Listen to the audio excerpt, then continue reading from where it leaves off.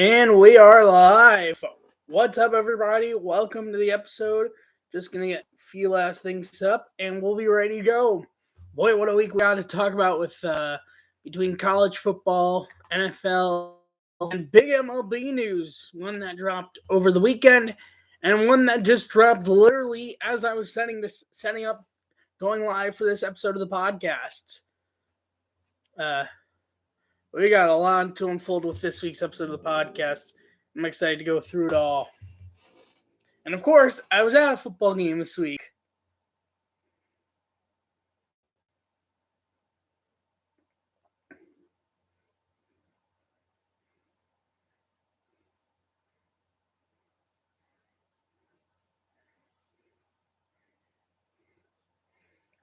Also, I got a cool shout out to a fellow content creator. I'll get to that in a few moments. Also, I will pre-warn, I did not do well in predictions this week.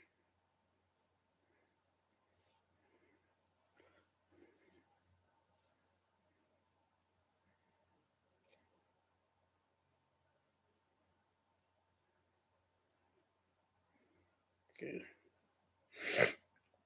Well, hope everyone's day is going well.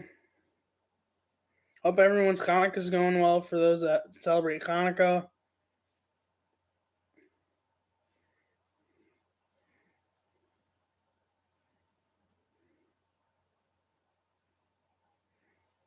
Care. Normal speed. Oh, and I will give a new update on a microphone situation. Because I had been mentioning about a new microphone. I have an update, and we'll mention it. We'll mention it. Okay, here we go. Oh.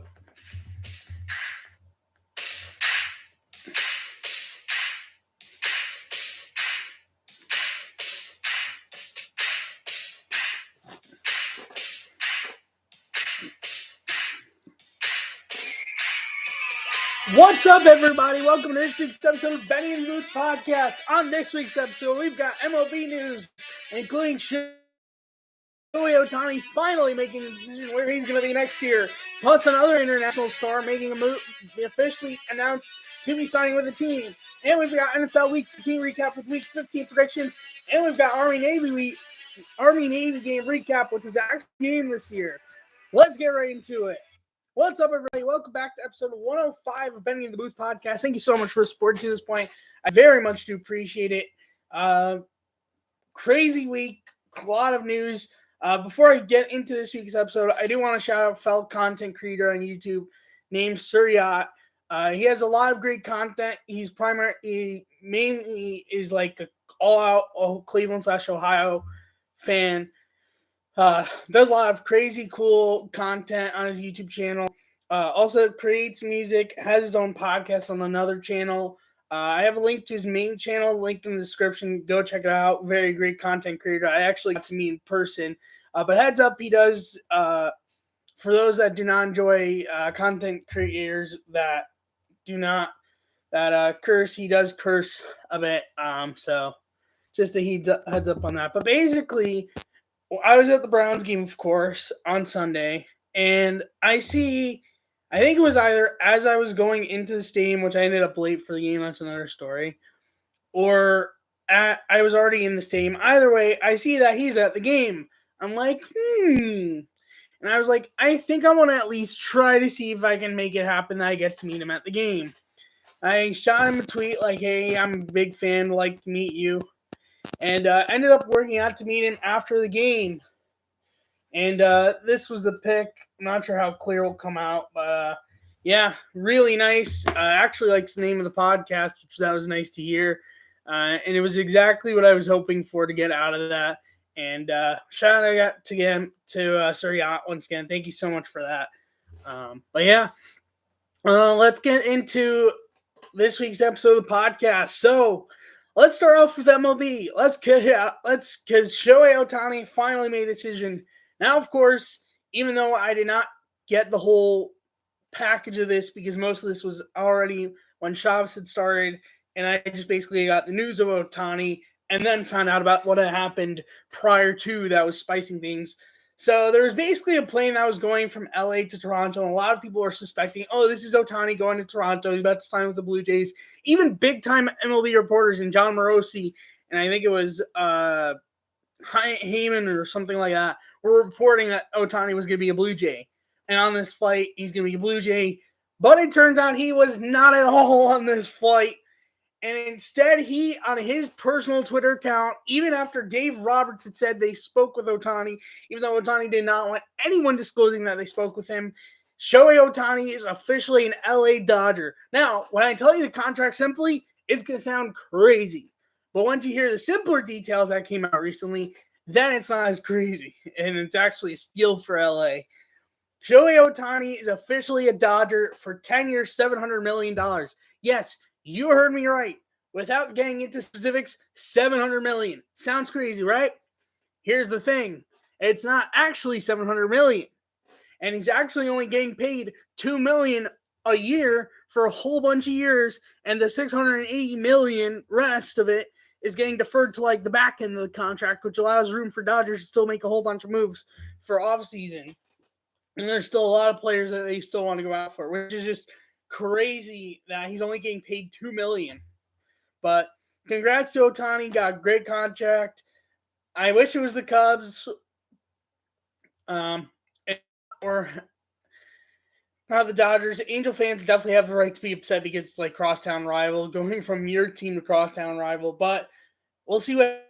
And he's paired up with two other MVP winners in Freddie Freeman, who won in 2020, and Mookie Betts, who won in 2018. But yeah, we'll see what happens with the Dodgers, whether we'll actually change our playoff fortunes from the last 3 years or not. And then Korean organization, KBO, their big star. He was a part of Team Korea on the WBC and has been like a big popular star for this free agency. He just literally signed moments ago with the San Francisco Giants, with the Giants finally possibly getting a new face of the franchise after Buster Posey no longer there. He signs a 6-year, $113 million contract with an opt-out after 4 years with the San Francisco Giants. Big for San Francisco to finally get a potential face of the franchise for them. And this could be a very good player to get. We'll see how it plays out, but good for San Francisco. They finally got a big-time player. They needed that very much. But yeah, that's all the baseball news. It is completely all big news in baseball, and we'll see how it plays out. But yeah, really, as of right now, that is the latest. Oh, never mind. Hold on. Or not. I'm now confused. I might have just saw something, then maybe not.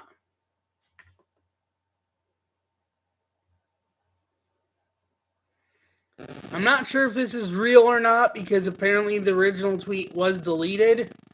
But apparently Bill Belichick might be leaving the Patriots after this season.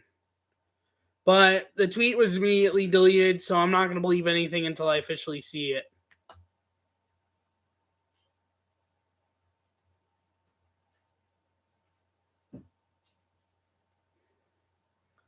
I haven't seen anything else on Bill Belichick, so out on Twitter, but yeah. Interesting. Definitely going to keep an eye out for that, though.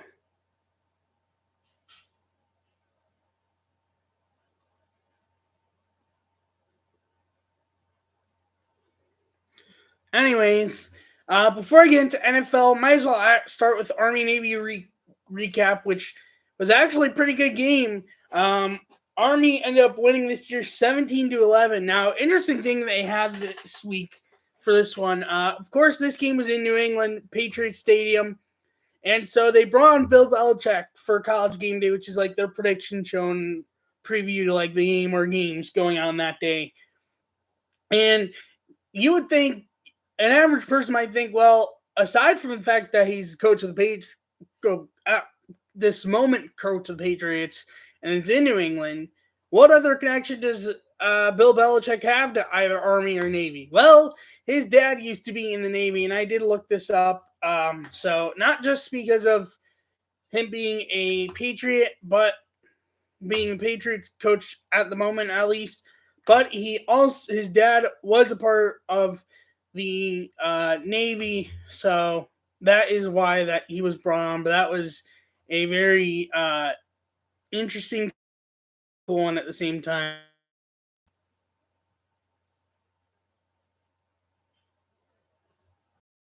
But anyways, Army won this game 17-11. The big part of this game, linebacker for Army, Khalid Fortner, I might be pronouncing this wrong, but this is my best guess, had a strip sack, 44-yard fumble recovery for a touchdown to give Army the lead, and then stopped a 4th and goal Navy play, leading Army to a 17-11 victory. Crazy game, pretty much back and forth all game. Navy came close, but fell just short of being able to come back and win that game. So now we actually dive into the wacky week 4 the NFL. And boy, was this week crazy. And not even just in the Browns game. And yes, I will address what my perspective is on the infamous Kansas City Buffalo offside penalty, which I do have a perspective on it. It might be different than you might be hearing from other people, but I do have a perspective. I will be giving my perspective, so don't worry. I'm not leaving that out. That will be in this episode. So don't worry. I'm not going to start with it. You know, actually, no, because there's one point that I have in it that connects to the Browns game. So I'm going to hold off until I get to that part of my notes. But I am going to address that penalty because I have an interesting take that I think people might not be expecting. But before that, Thursday Night Football, New England won over the Steelers 21-18, and with that loss for the Steelers are the first team is the first over 500 win percentage team in NFL history to lose consecutive games to teams at least 8 games under 500 in New England this week, and then 2-10 Cardinals the week before. David Njoku and David Bell on Njoku, I think it was 20 yards or something like that. And David Bell on a 4th and 3 in Jaguars territory had wide open touchdowns for the Browns, among Trevor Lawrence also throwing 3 interceptions. They also did have a fumble and 4 turnovers overall, which the Browns actually won the turnover battle for once, leading the Browns over the Jaguars 31-27. Joe Flacco has officially 100 career wins with getting the win. He was actually pretty good, did throw a pick, but overall was very good in this game. Cleveland is just the 8th team since 1950 to have 4 different QBs start and win at least one game in a season. Joe Flacco for Browns has more 205 pass yards and 2+ touchdown games than the Steelers combined since Big Ben retired 2-0. And also, one other stat I forgot to mention in here. But yeah, this game was absolutely crazy. Very happy to be at it, even though there were thoughts of maybe I wouldn't go to this game. Happy I did go in the end. It was just a crazy back and forth, and in the end, the Browns barely pulled it off, but they did manage to win this game. There's one other point I do want to mention, aside from what I'm trying to find. Oh, here we go. Browns have the second best win percentage versus winning teams, aka teams over 500. Eagles are first at 5-2, followed by the 6 Browns at 6-3, followed by the Ravens at 5-3, followed by the 49ers, Texans, and Broncos all at 4-3, followed by the Jaguars who are 5-5, followed by the Chiefs and Jets who are both 4-4, which is a crazy stat to say. Also, they add 2 more injuries to the IR, making it $50+ million on the injured reserve for the Browns.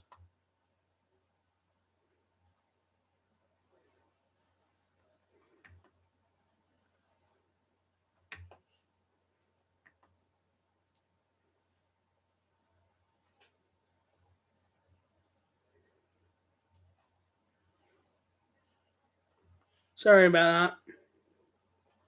Anyways, yeah, but that's the recap for the Browns Jaguars game. Crazy game. I was happy to go to it, and Browns pulled it off in the end. If only it was the only crazy game of this weekend, but it wasn't. The Texans and the Jets had 0 points in the first half, and so did Vikings and Raiders, which is first time in NFL history to have two games no points in the first half since October 30th of 1988. With the win over Seattle 28-16 and Green Bay loss on Monday Night Football to the Giants, San Francisco has officially clinched a playoff spot, first team to do so. Greg Joseph, who also missed a 49-yard field goal, made a 36-yard field goal to lead Minnesota over the Raiders 3-0 for first 3-0 final score in the NFL since Steelers-Dolphins on Monday Night Football in 2007. SB Nation made a video about it, Secret Base. Look it up on YouTube. Very good video. Under the worst Monday Night Football game ever. No one actually. Let me see if I can find it, and I'll put it in the description. I'll put it in the description of YouTube and audio. It like goes through the game very well.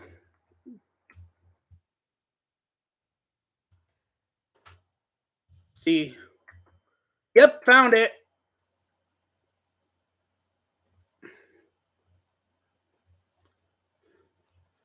Control C. Yeah, found it.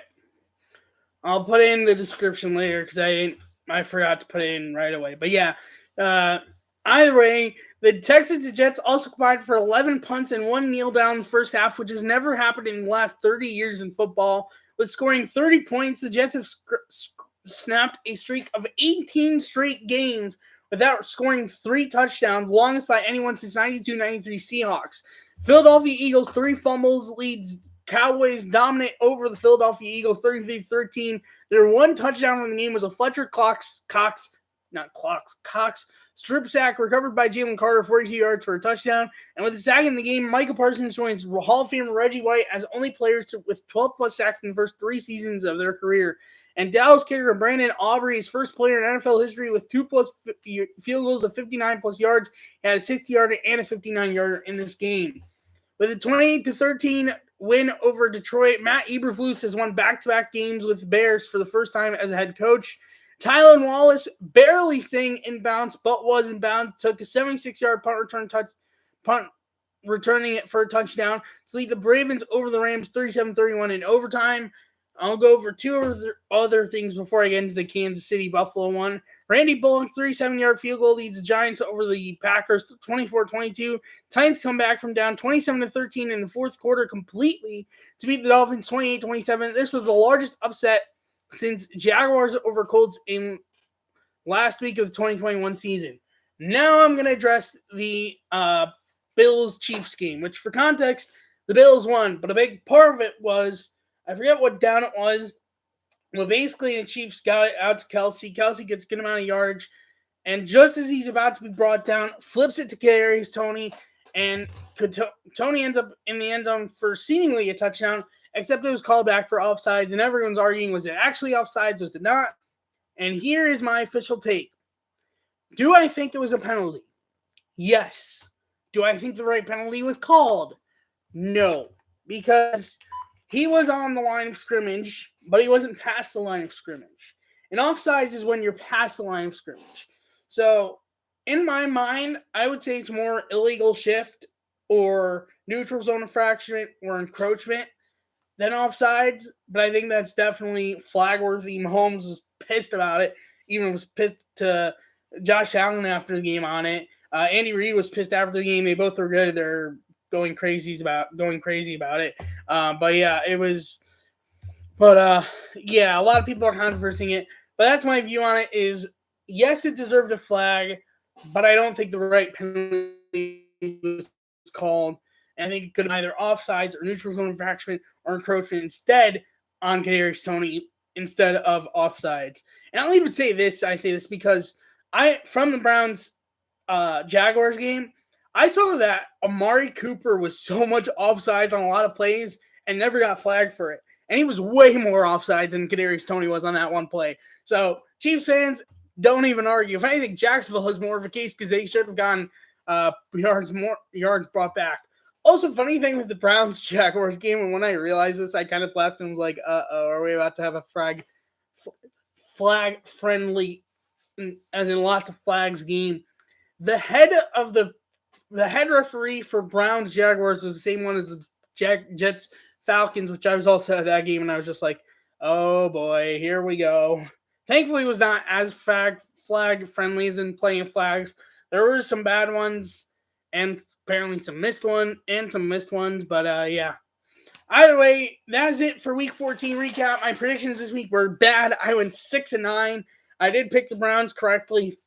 My total predictions record for this year is 125-83. Standings update, which I have to fix one thing.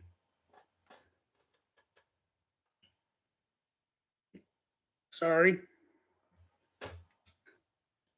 Thank you. There we go.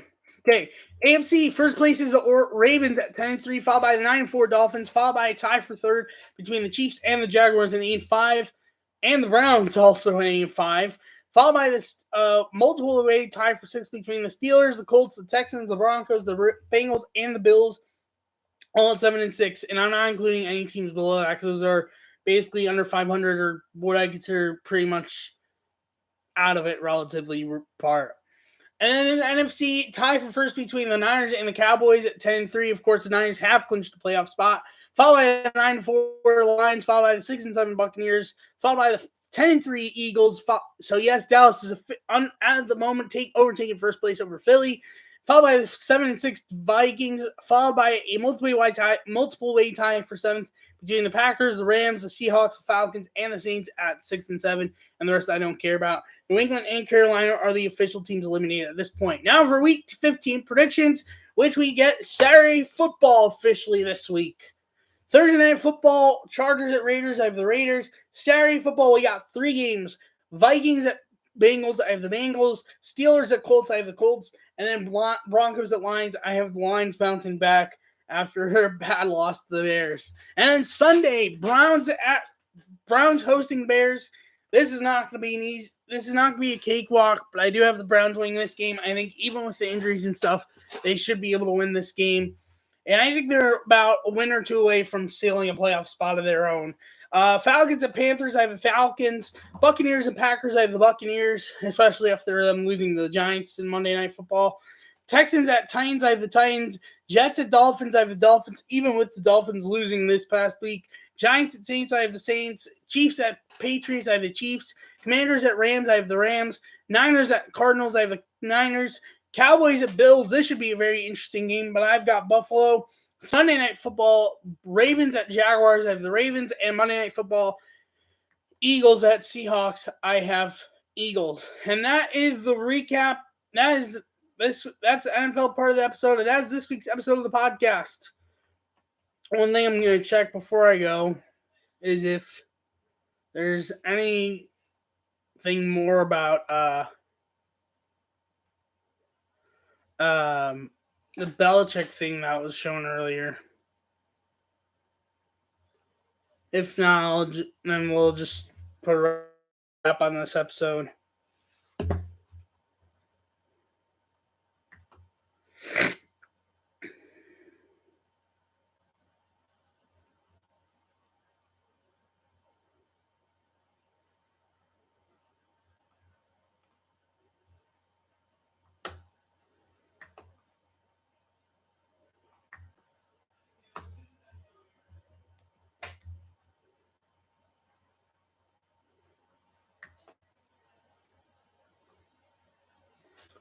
Nope. So let's wrap this episode up.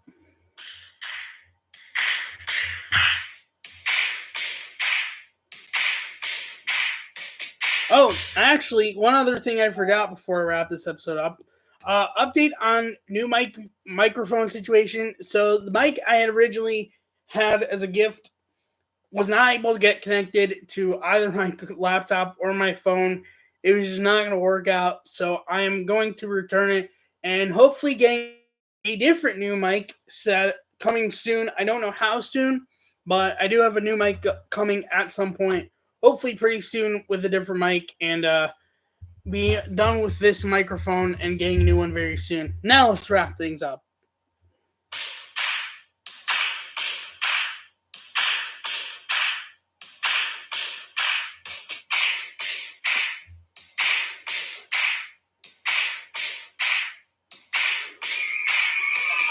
Thank you so much for watching this week's episode of Benny in the Booth podcast. On next week's episode, we will have NFL Week 15 recap and Week 16 predictions. We will have if there's anything torn with college football, I'll throw that in. Oh, yeah, and Jalen Daniels won Heisman for LSU, by the way. And we will have if any MLB news happens between now and then. We'll talk about that. Thank you so much for watching and listening. If you're new on YouTube, leave a like, hit the subscribe button, leave notification buttons to notify when I go live and or post a new video. If you're new in audio, follow the podcast, leave a review, hit notification buttons to notify when I post them there. Thank you so much for watching and listening, and I'll see you next week's episode 106. Bye!